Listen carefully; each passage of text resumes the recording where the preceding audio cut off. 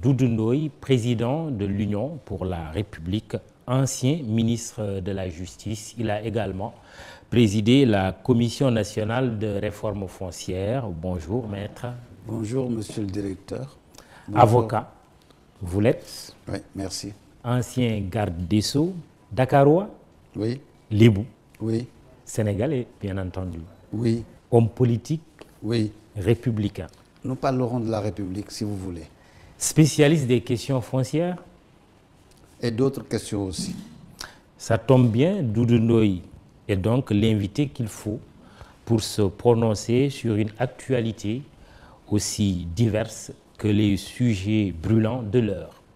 Le statut de la ville de Dakar, le foncier, la justice, la pandémie de Covid-19 et les nouvelles mesures de restriction prises par le gouvernement du Sénégal, la modification de la loi 69-29 relative à l'état d'urgence et l'état de siège, le financement des partis politiques, les prochaines élections dans l'ordre du calendrier électoral, les locales, les législatives et puis l'élection présidentielle, l'élection maire. Maître Doudou Ndoye, commençons d'abord cette émission par Diary Sow, cette brillante élève, étudiante sénégalaise qui a été meilleure élève du Sénégal par 2 fois, portée disparue en France parce qu'elle étudie actuellement au lycée Louis Grand à Paris. Vous avez suivi cette actualité préoccupante? Je suis très honoré d'être reçu par vous pour tenter de comprendre et de faire comprendre ce que j'ai compris. Mais vous commencez par l'humain. Tout à l'heure, je parlais avec quelqu'un au téléphone et je lui disais que les voix du reste de ma vie et de mon existence sont consacrées à mes petits-enfants et à mes enfants. Et lorsqu'il s'agit d'enfants et de petits-enfants, notamment des filles qui sont l'avenir de notre nation, nous devons tous nous en émouvoir. Et moi le premier. Et je souhaite que les autorités sénégalaises et surtout les autorités françaises fassent toutes les recherches et toutes les enquêtes qui nous permettront de retrouver cet enfant-là. Il y a beaucoup d'incidents de ce genre dans le monde entier. Nous le savons. Mais le rôle de la police, le rôle des enquêteurs, c'est d'aider les parents, de rechercher. Il faut que tout le monde cherche.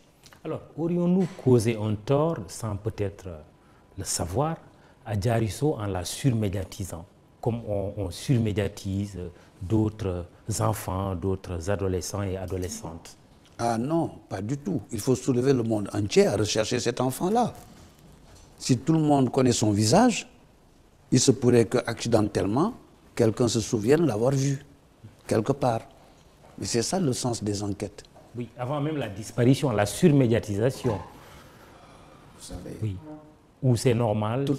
Toutes les filles belles peuvent être surmédiatisées. Oui. Tous les sportifs de haut niveau sont surmédiatisés. Tous les grands journalistes des télévisions sont surmédiatisés. Et surtout quand ils sont brillants. C'est le monde actuel. Oui. Toutes les personnes brillantes par un talent ou par un don de la nature sont connues.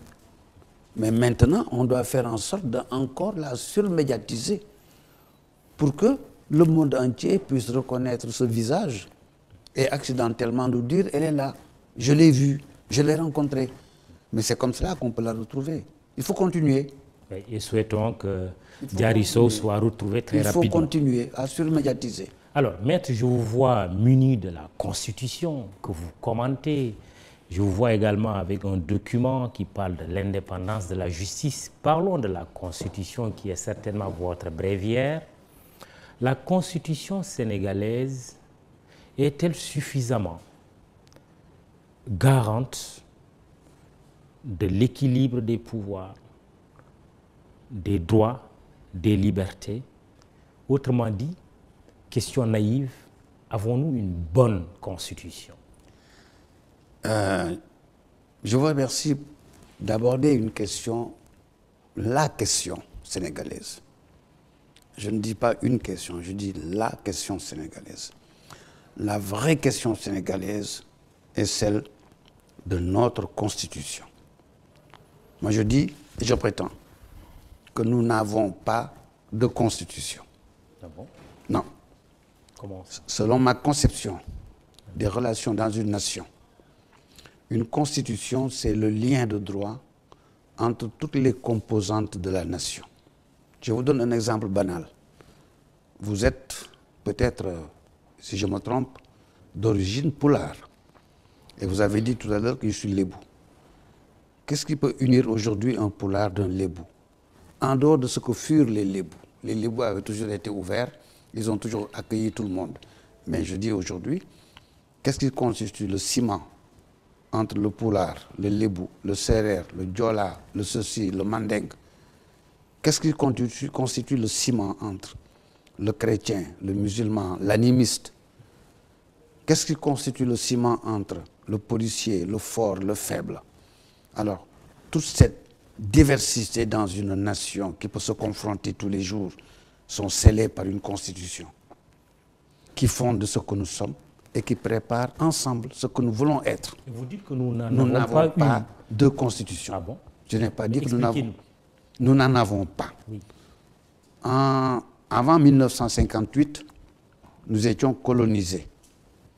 Territoire d'Afrique colonisé.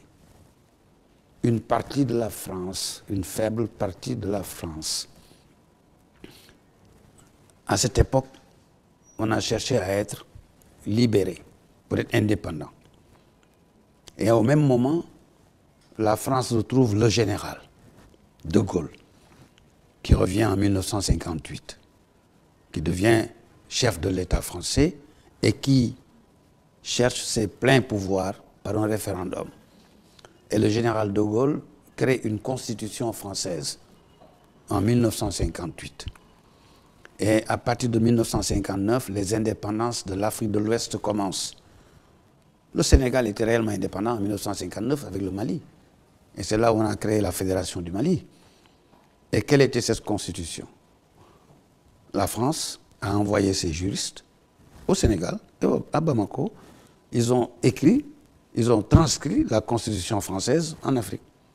C'est tout. C'est la constitution française qui a été recopiée pour être africanisée. C'est cette constitution qui est toujours là aujourd'hui. Oui, c'est le fondement qui est toujours là et on l'a empiré. Ce fondement, c'était les liens entre les Français de France à travers l'ambition du général de Gaulle. Et c'est cela qui nous a été transposé. Et je vous donne un exemple.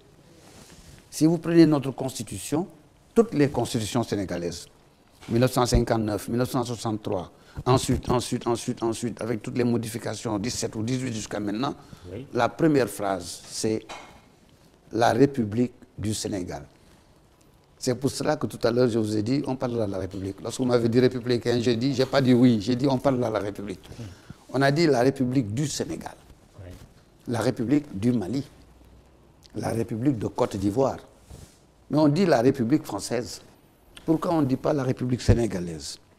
Parce que la France considère qu'elle est propriétaire de la notion de République et que nous sommes des territoires à qui on a confié des partis ou des comportements républicains. C'est ça le sens constitutionnel. Très bien. Et donc, nous ne sommes pas une république, nous sommes des cédules de la République française. Si je suis votre logique, que faudrait-il faire pour avoir avoir une constitution sénégalaise? Prendre cette constitution, rassembler les Sénégalais aptes à discuter de ça. Cela avait été fait, c'est ce qu'on avait compris, non? Avec le président Abdoulaye Wade. Il n'a jamais rien fait. Comment ça? Abdoulaye Wade n'a jamais rien fait sur la Constitution. Abdoulaye Wade, président de la République, a pris Madi Kenyan, ministre de la Justice, avec ses quelques amis, avec ses quelques confiances. Il a rédigé sa Constitution à lui, en reprenant tout ce qu'il a trouvé et en ajoutant ce qui lui convient. Et il a même été jusqu'à violer les règles de la Constitution existante pour nous amener à voter sa Constitution à lui par référendum. Je l'ai démontré, je l'ai écrit, personne ne l'a contesté, personne ne le contestera. Parce que je l'ai écrit en 2001 dans un livre. Tous les professeurs de droit constitutionnel sont là, personne ne l'a jamais contesté. Son successeur, le président Macky Sall, a également organisé un référendum. référendum. Il a fait pire. En 2016. Il a fait pire. Il a fait pire. Il a pris la constitution senghorienne, ensuite la constitution de Abdoulaye Wade de 2001. Il est venu en 2016. Il nous a fait voter un référendum en 2016. Et je vais vous faire un aveu que j'ai déjà dit quelque part. Je ne suis pas allé voter. Je ne suis pas allé voter. Vous êtes abstenu? Non, je ne me suis pas abstenu. Je ne suis pas allé voter. Oui. C'est pire. C'est pour que vous sachiez aujourd'hui que je ne l'ai pas voté. Si j'ai été voté, je n'aurais pas pu dire je ne l'ai pas voté. Très bien. Et pourquoi? Parce que cette constitution que notre président Macky Sall nous a modifiée, ouais, comporte des dispositions qu'aucun Sénégalais ne devait voter.